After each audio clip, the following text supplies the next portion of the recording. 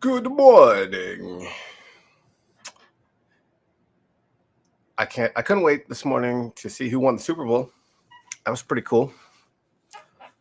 Went to bed at 8:30 last night. I think it was just the second half just started. So easy for me.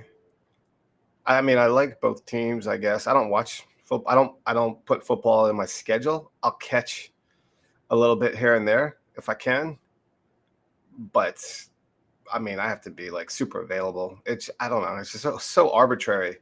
I love football. I grew up playing football. Um, but it's so easy to go to bed at halftime for the Super Bowl. It'll be interesting to see if anybody that's been doing this regularly misses it over the Super Bowl because I don't know, the football game, two cities that I'm not affiliated with, such an arbitrary sport. It was entertaining. Uh, actually found it interesting. I defriended two people on Facebook because they were appalled at Rihanna. Like, I can't believe this is entertainment. Really? I found it really entertaining. She's pregnant. Who cares? She's a billionaire. She's worth like $1.4 billion. I mean, like, how is that like appalling or disgusting or uh I don't know. There's this whole like super conservative white generation that's like my dad's age that are disgusted with that. I don't know. I just find it silly. I find it silly. I don't know. I think after you have a kid too, like pregnant woman to me isn't disgusting. I thought it was very entertaining. She's got like a bazillion hits. She's like one of the all time highest selling recording artists. But it really cool to see two young quarterbacks going at it. Like I didn't care who won. Actually, I uh, I was surprised. I thought the Eagles were going to win. Their consistency. I mean, they were the best team in the league, right? But it's really interesting because all the announcers were saying it's the best team against the best player, the best team against the best player. They're basically, you got an all pro on the Eagles at like every position, but you got the best player at quarterback, and he's running the show.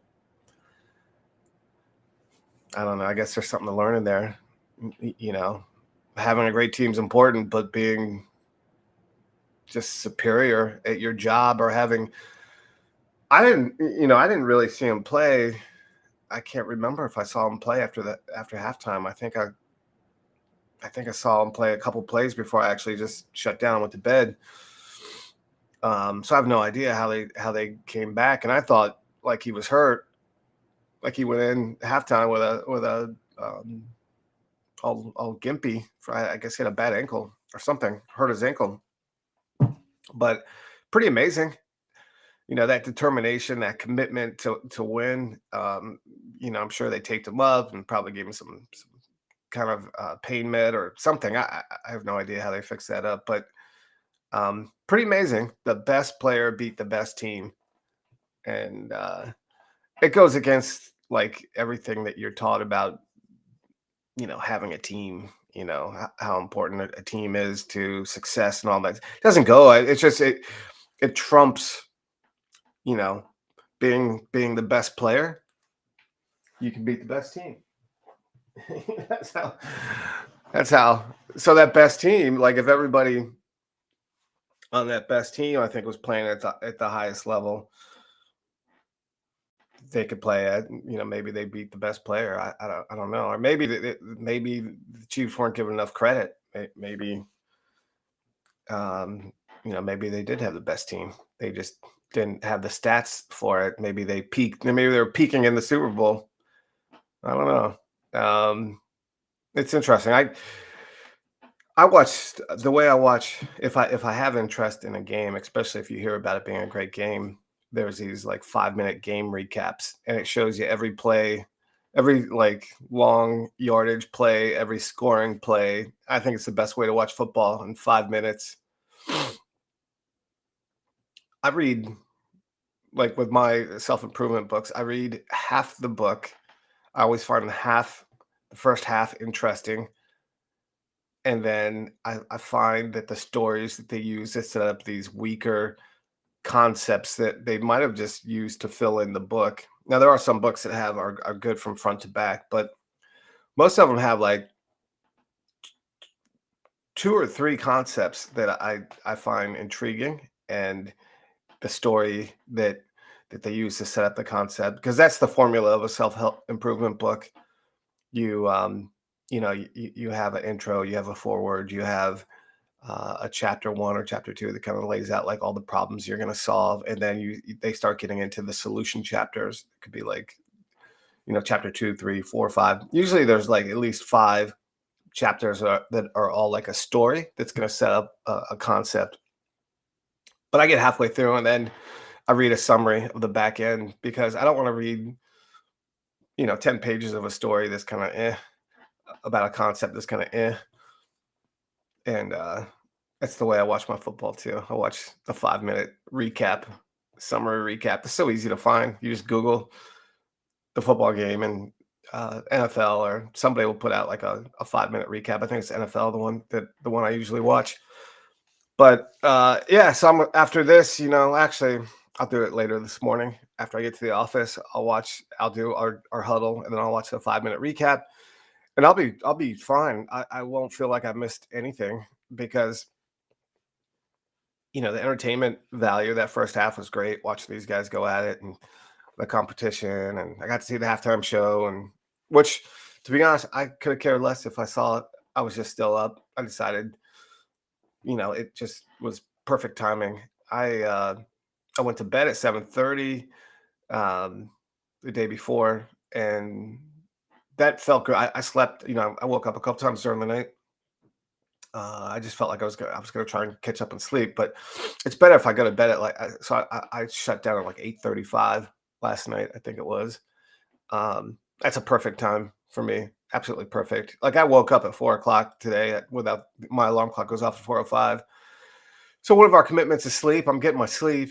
I get that asked often, like, do you get how much sleep you get, or when are you going to sleep, or everybody assumes that getting up at 4, like you're going to bed at 10 or 11, you're getting like no sleep. I can be up till 10 and get up at 4 or 5, and that's gonna be like, I'll be tired that day. I want to go to bed early, or I'll be when I go to bed. I go to bed. Um, so I'm getting my sleep. It's cool. I'm good. Another thing too. I was looking at this week, and I was like, how am I going to get everything done I need to get done? And because of what I had to do over the weekend, and I got it all done. So I feel great. Like, I have a busy week this week, but it would have been impossible. I would have had to push some things off, and I'm not pushing anything off. I got so much done this weekend. Um, Sunday or yesterday morning, or my son and wife went to an indoor playground without me, which I would say like once a month I'll need a little bit of time. But I hung out with him in the morning. So when he got up, I take him, I hang out with him for a couple hours. And then my wife took him to an indoor playground for a couple hours. I got a few extra things done. And then, they came back and I hung out with them. So our business is getting very busy right now. And it feels great. Feels great that, it's February 13th. It should be getting very busy right now. So it's doing what it should. I'm excited to be participating in that. So have a good morning. Happy Monday. Go back through the commitments. Hope to see you tomorrow morning. Hopefully you're here this morning. Hopefully you didn't stay out late. Hopefully you weren't getting all drunked up during the football game. And, hopefully you're not watching this later this morning at 5:30 or 6:30. If you watch these things versus just checking in. But I'll see you tomorrow. Take care.